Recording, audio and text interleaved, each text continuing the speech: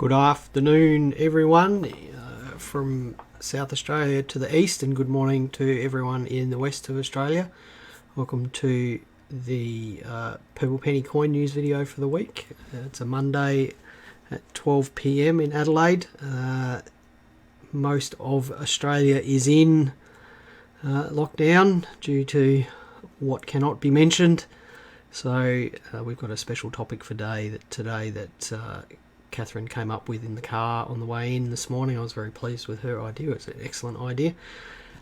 So the last week in here in the shop, it was pretty quiet actually. We had two very quiet days on Thursday and Saturday, but there's nothing wrong with quiet days in here because we're always behind on getting new stock processed. So we're always behind. There's always other things that need photos taken of, and there's always other things that need price tags printed up for. There's always things that need repackaging. So, the quiet days for us are a bit of a blessing because we can get on to other bits and pieces. I'll just say hello to everyone because we've had a flurry of hellos already. Hello, Aaron, Werner, Tony, Tanya, Gwen, Tony number 2, Paul, Mike, Val, Greg, Ash, and Gary. A bunch of regulars there, and Tim. Hello. So this week's coin news is kind of unfortunately a bit up in the air because of lockdowns in Canberra. So just those of you who are here in Adelaide and do come into the shop, please be aware that Friday next week, we will be closed at 1 o'clock. We'll only be open from 10 to 1 so that Catherine and I can go to the graduation ceremony of one of the dogs that we helped raise. So we will be closed Friday of next week, which is the 27th. At 1 o'clock. We'll just be open from 10 to 1. So the RAM releases are due out on Friday. So, what does that mean? It means that there will be a bunch of stuff up on our website, but unfortunately, due to shipping delays at the Mint's end, we're only going to have the 2 coin copper penny sets in, and we're only going to have the Animalia $15 coloured 20-cent piece. We're not going to have any of the other stuff here. The Mint hasn't shipped it. They were due to, the balance of the stuff was supposed to ship on Thursday, but the Mint has gone into lockdown. So I doubt whether that's going to happen, and when we couple that with some problems with the packaging of the product that we did get, we're only going to have a limited supply of those penny sets and the Animalia coins, which is all a bit disappointing. It's all very much up in the air. We don't like the uncertainty, and neither does anyone else, but it is what it is. It does mean that if you want some of the Animalia stuff that we don't have yet, then you're going to have to wait. We won't do split shipments. We'll hold on to the products that we've got and then ship it all together. There's nothing we can do about it, and I can only apologise in advance for that. Now, the next story here was something that popped up on my newsfeed during the week, was that the USA is actually experiencing a shortage of small change, which kind of flies in the face of the idea that everyone's going cashless. So the US Treasury has worked out that there's something almost US 49 billion in small change in circulation in the USA, and at the moment they have a real problem with a lack of nickels and dimes, to the point where the US Mint is tightly controlling the distribution of newly produced nickels and dimes to make sure that they go to regions in the country that need them more than others. There was an interesting story about a coffee shop that the journalist was in not being able to make change for people buying coffee, and the coffee shop saying that they were unable to get change from the bank. So, why is this the case? And I suspect, and I can back this up with some research that I've done, that in times when money is tight, people tend to fall back onto cash rather than using that card and tapping and things like that. They fall back onto cash because obviously cash is easy to track. And as a consequence, in America, they are running short of small change. You'd never think that that would happen in a first world economy like the US, but these things do happen. Now, I thought this week that we would actually pick out a coin to talk about, and this is a coin that is near and dear to my heart. It's one of my all-time favourites. It's a Mexican pillar dollar. It's 8 reals. So the pillar dollar is the coin, the type of silver dollar that was minted by Spanish colonies from 1732 to 1772, and we'll just pop up the design of that here so you can actually see what it is that I'm talking about. So we've never had one of these before, and I could not believe that when I looked back through our records that we have not had one of these. We've been trading online in the shop here since 2009 or so, so that's 12 years, and we've never had a pillar dollar. I don't think I've even got one in my collection actually, and which is a great shame because it is an iconic coin not only in Australia but internationally. So what is it? It's a 27 gram silver coin. It's about about 38 millimeters in diameter, so quite a bit bigger than our 50-cent piece. 27 grams, 90% silver. It is the iconic silver dollar sized coin. They were struck by Spain in their colonies in cob form from the late 1500s until the early 1700s, and then in this milled form, in the milled pillar dollar from, as I already said, 1732 to 1772. And one side you can see the Pillars of Hercules there with the ribbons around it. On the other side you can see the coat of arms of Spain. And a couple of interesting numismatic facts about this.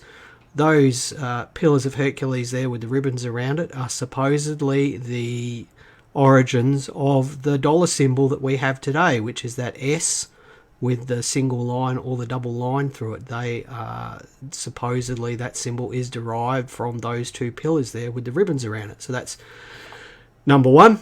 The other is that the 8 reals, it's got 8 reals is Spanish for royal. It's got 8 reals in it, and it wasn't unusual for someone back in the 16, 17, 1800s to pay for something with one of these crown-sized silver coins.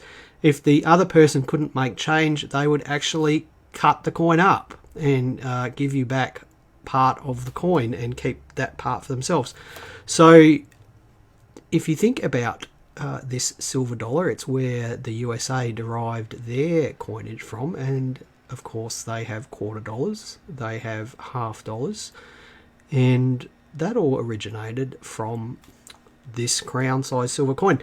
The US quarter is sometimes colloquially known as 2 bits. And why is it 2 bits? Because a quarter dollar is 2 1/8 of an 8 real, so 2 bits of an 8 real. So this is a pretty significant coin out there. It's had a big impact on history. Here in Australia, of course, it is one of the coins mentioned in Governor Gidley King's proclamation of 1800. And Governor Gidley King was the governor of the colony of New South Wales, and in 1800 they had, and just coincidentally, a shortage of small change, as we've just talked about is going on in America right now. They had a shortage of small change, and that was because a developing economy like that was in New South Wales was basically a consumer of goods.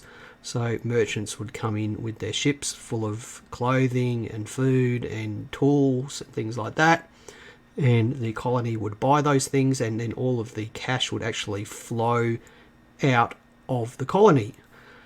Governor Gidley King, he's not the first person to have done this, but he basically issued a proclamation revaluing commonly used coins at a higher value to encourage them to be kept within the colony. So this 8 reals, it was valued, traded locally at 4 shillings and sixpence, because it's about 9 times the size of a British silver shilling.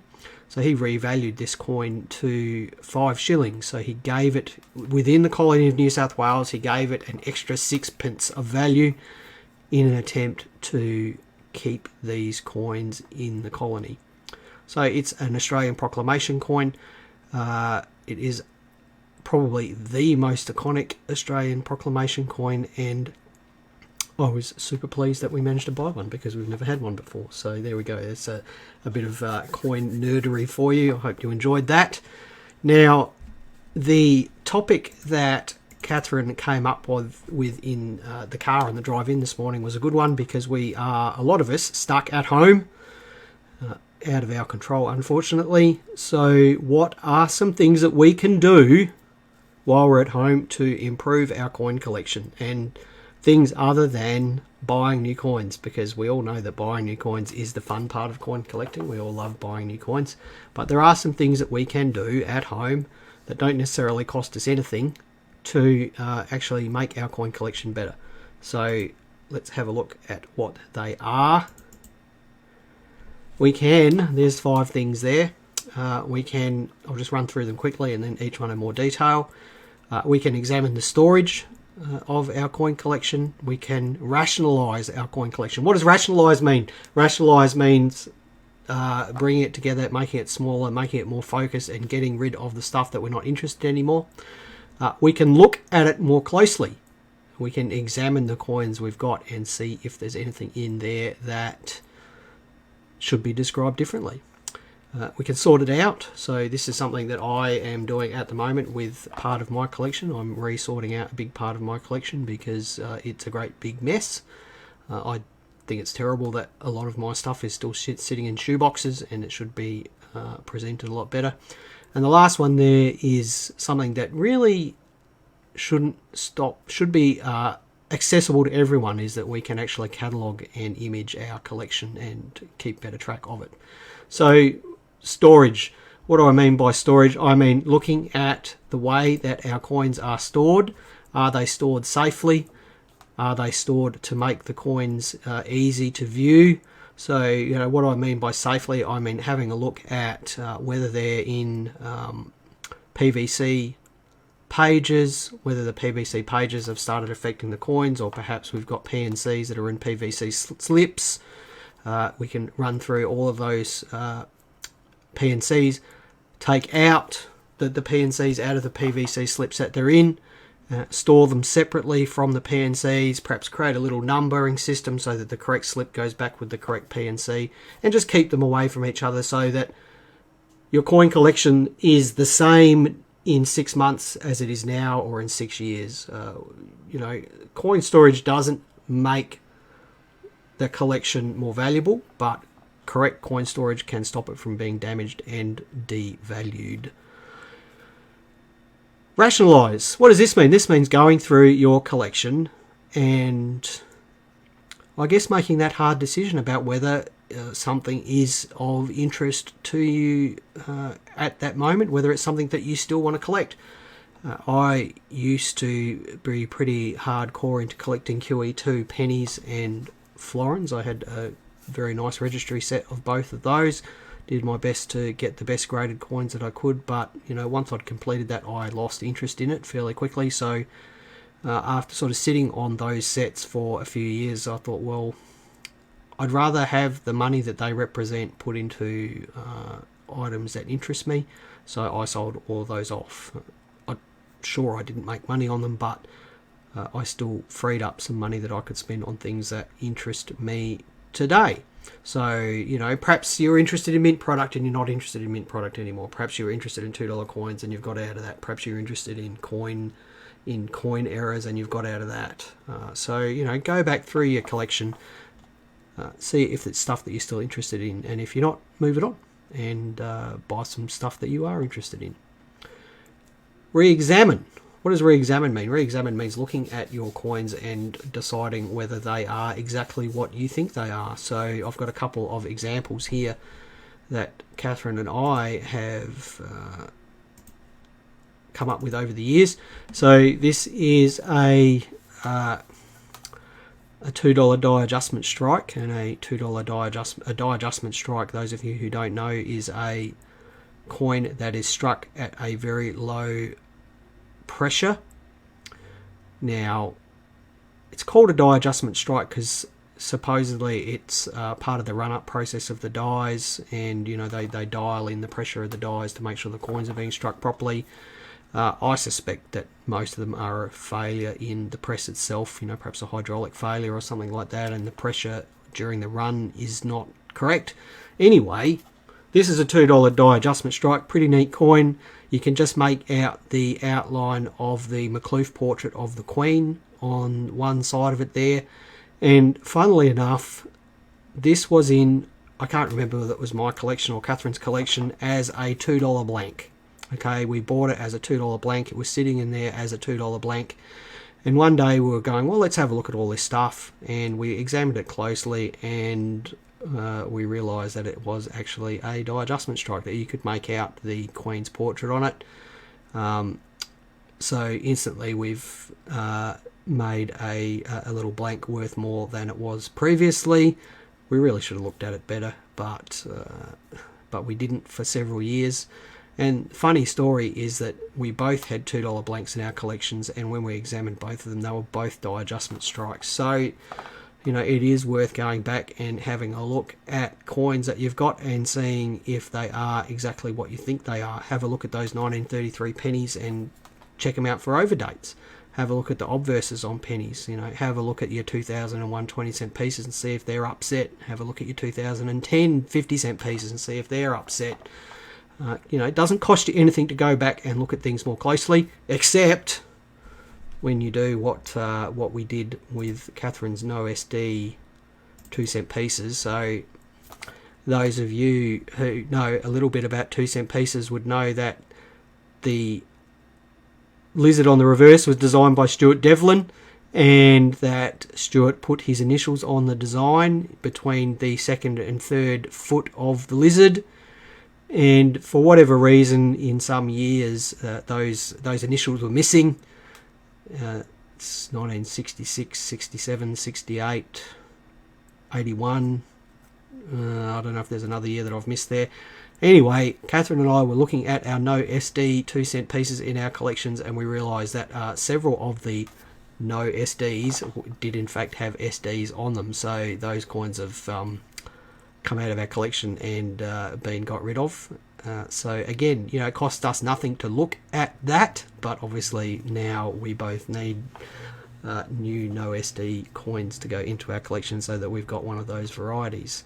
So that is re-examination of your collection, and you know, it is a lot of fun going back and having a look at your coins, because you do forget what you've got. Now we'll just head back over here. Sort.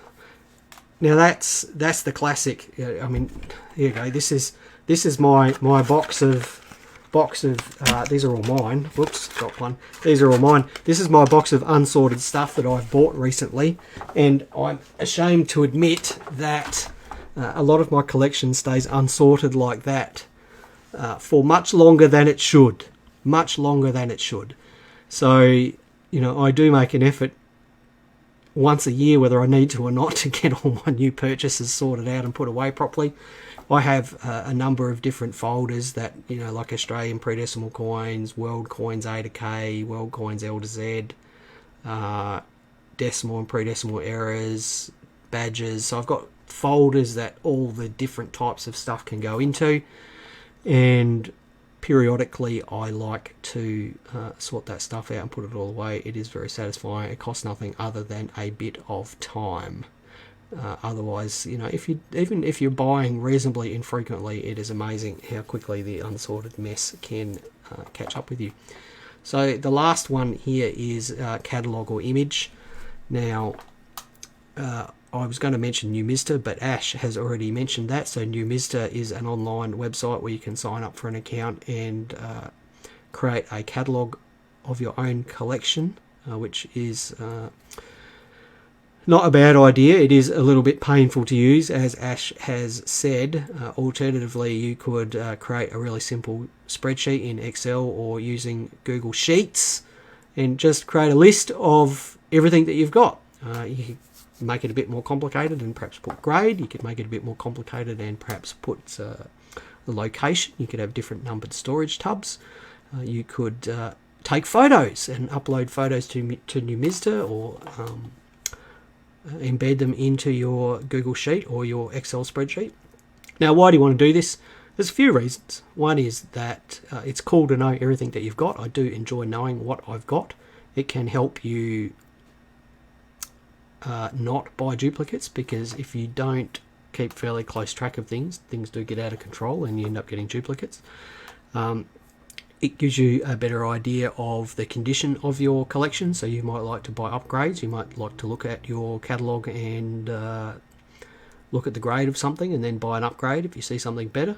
And of course, it can certainly help for insurance purposes. If you don't have your collection catalogued properly and photographed properly, then it's difficult to prove that you actually owned anything. So cataloguing is, I think, an important task. It's something that I don't do remotely as well as I should, but I do my level best to catalogue key pieces of my collection as I buy them. I don't buy much these days, so it's not really sort of a huge task. So it costs you nothing to set up a spreadsheet online or in Excel. It costs you nothing to take some photos of your phone and upload them to your Google Drive or something like that. And and it can be a lot of fun sitting there looking through your collection. Collecting is supposed to be fun, so spending a few hours cataloguing a few key pieces of your collection is a good way of spending your time. That's it. I do sympathise with everyone who is in lockdown at the moment. This can't be forever, I'm quite sure. We're lucky here in Adelaide that we're not in lockdown right now, but I'm quite convinced we will be within a few weeks. So happy collecting. Please do stay safe and talk to your family and loved ones, and have a good time collecting. Do some browsing online, teach yourself something new, create a catalogue, resort your collection, enjoy your collection. Okay, so thank you everyone for watching. Thanks Glenn for your kind words. See you Gary, it's good to see you again mate.